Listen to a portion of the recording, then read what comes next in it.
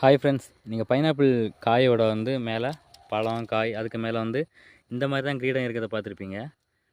அந்த மேலே ஒரு பூன்னு சொல்லுவாங்கல்ல, பைனாப்பிள் பூ மேலே இருக்குது. அது இப்படி தான் ஒத்தையாக இருக்கிறத பார்த்துருப்பீங்க. ஒத்தையாக மட்டும் இல்லை, ரெட்டையாகவும் இருக்கும். 2, 3, 4, 5 அப்படிலாம் இருக்கும். அந்த ரெண்டெல்லாம் எப்படி இருக்குன்னா இப்படி இருக்கும். இதில் பார்த்தீங்களா, அதில் பூ வந்து கீழே காய் இருக்குது. காயில் வந்து 2 பூ இருக்குது. இந்த மாதிரி தான் இருக்கும். 2 பூ இருந்தாலும் 2 பூ 3 பூ இருந்தால் இந்த மாதிரி தான் இருக்கும். ஆனால் இன்றைக்கி நாங்கள் காய் வெட்டும்போது இந்த மாதிரி இருந்துச்சு. பார்த்தீங்களா, 2 இருக்குது. ஆனால் அது வித்தியாசமாக இருக்குது. சின்னதாக தனித்தனி செடி வந்த மாதிரியே இருக்குது. அதை பார்த்தா இந்த மாதிரி இல்லை. இதுக்கு எவ்வளோ வித்தியாசம் இருக்குது பாருங்கள். அது அப்படியே சாதா வர்ற மாதிரி நார்மலாக வந்திருக்கு. ஆனால் 2 வந்திருக்கு.